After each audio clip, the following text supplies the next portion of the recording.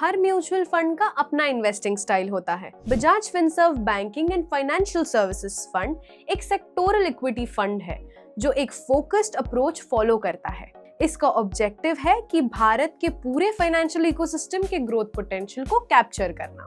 ये फंड अपने पोर्टफोलियो का 80% से 100% हिस्सा इक्विटी और इक्विटी रिलेटेड इंस्ट्रूमेंट्स में इन्वेस्ट करेगा, लेकिन सिर्फ उन कंपनीज में जो बैंकिंग और फाइनेंशियल सर्विसेज सेक्टर से बिलोंग करती है।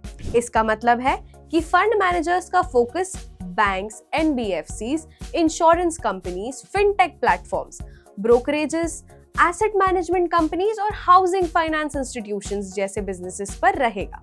इन सभी सेगमेंट्स में भारत में अभी भी ग्रोथ पोटेंशियल है।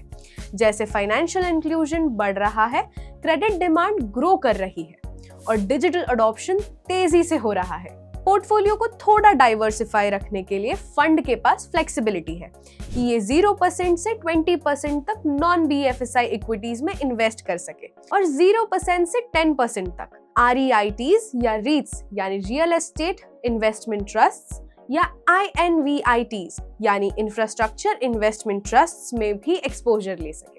ये फ्लेक्सिबिलिटी फंड को मार्केट कंडीशंस के हिसाब से अडेप्ट करने में मदद करती है, लेकिन फंड का कोर फोकस हमेशा banking and financial services sector पर ही रहेगा। ये स्कीम उन इन्वेस्टर्स के लिए सूटेबल हो सकती है जो भारत के फाइनेंशियल सेक्टर्स के लॉन्ग टर्म ग्रोथ पर विश्वास रखते हैं, लॉन्ग टर्म का इन्वेस्टमेंट होराइजन रखते हैं और मार्केट के short term ups and downs को समझकर हैंडल कर सकते हैं। म्यूचुअल फंड निवेश बाजार के जोखिमों के अधीन है। योजना से जुड़े सभी दस्तावेजों को ध्यान से पढ़ें।